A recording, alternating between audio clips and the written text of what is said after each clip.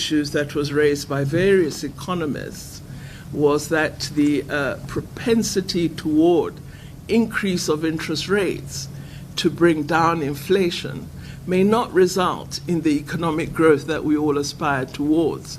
What it might do is encourage consumers to stop spending and thus reduce demand, which leads to less productivity, to higher prices, and so on.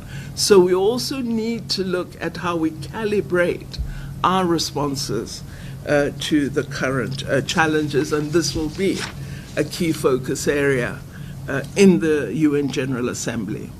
For us, in the Global South, the economic and socioeconomic impact of COVID-19 has been disproportionate in relation to the recovery we see in the more developed North.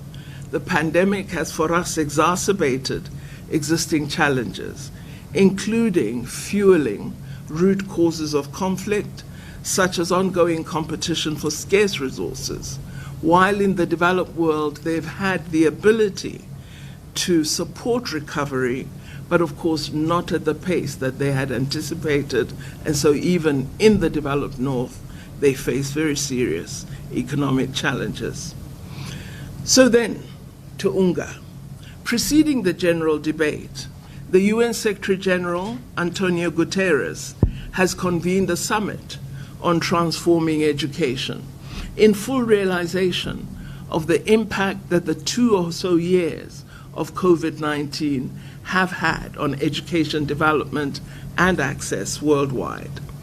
On the margins of the general debate, Secretary General will also host a high-level meeting focusing on the Sustainable Development Goals, again, an area in which we've had some pause and retreat in terms of advances that we had been making. We anticipate that at the SDG meeting, they will explore ways in which to regain momentum and accelerate the implementation of the SDGs, which remain an important part of the global development agenda that we all should give attention to. In addition, the Assembly will have several climate-related engagements, almost preparatory debates toward COP27 in Egypt, but also focusing on the urgency of working together for climate action.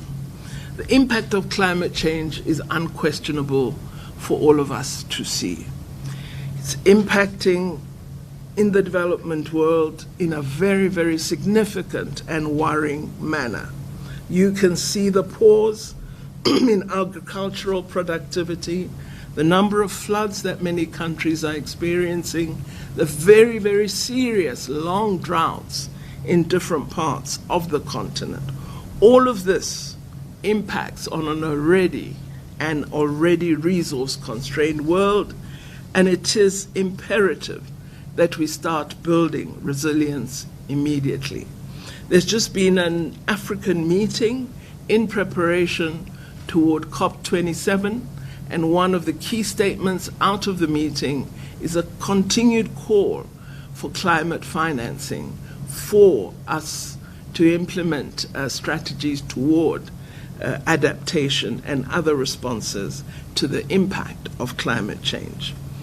The discussions are, we hope, in New York going to help us to shape a more positive outcome for the Sharm el-Sheikh meeting of COP27. Another equally important meeting, which will be part of the General Assembly, will be one focusing on the total elimination of nuclear weapons. There should be no illusion that the threat of nuclear weapons constitutes a threat to humanity.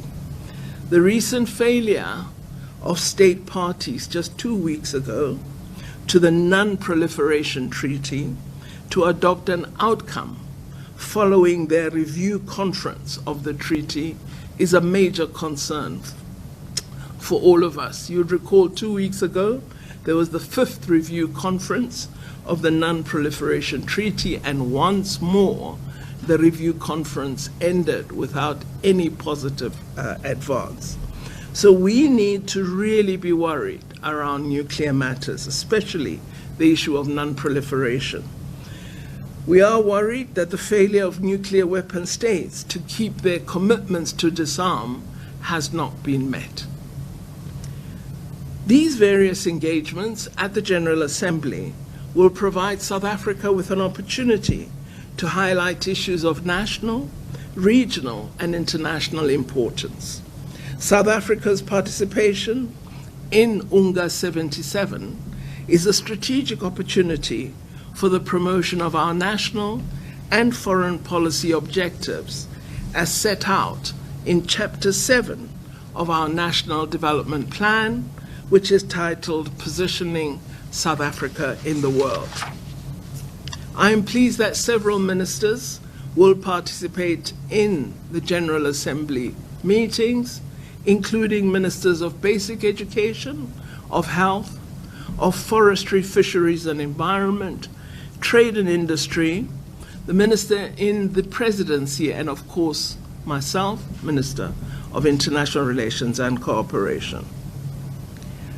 I also wanted to inform you that His Excellency, our President, President Cyril Ramaphosa, will visit Washington, D.C. in this period.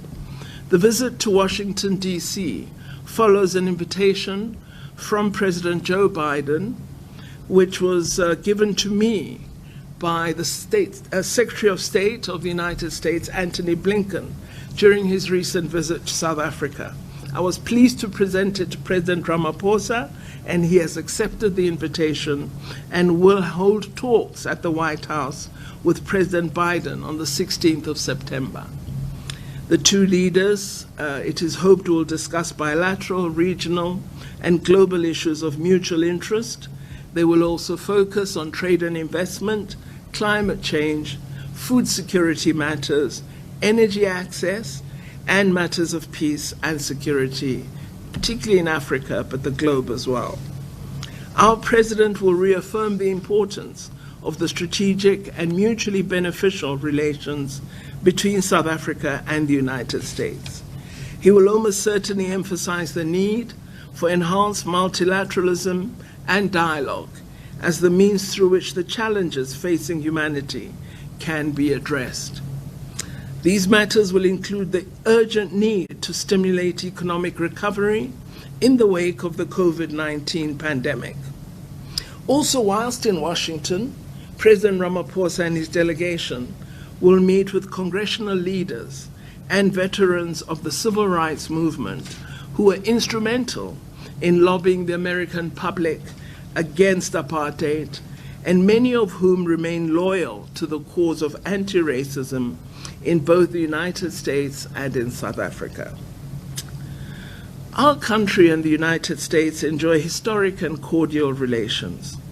For us, the United States is a major export market for South Africa, a significant source of foreign direct investment, of technology transfer, of development assistance in key development areas, and a source of tourism.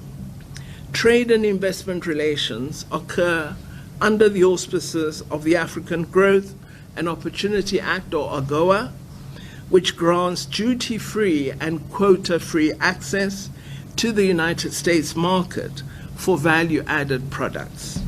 AGOA has created jobs in both South Africa and the United States, and we thus regard it as mutually beneficial, and we are looking forward to hosting the AGOA Forum between Africa and the United States in South Africa next year. Over the years, two-way trade between South Africa and the United States has been on the increase.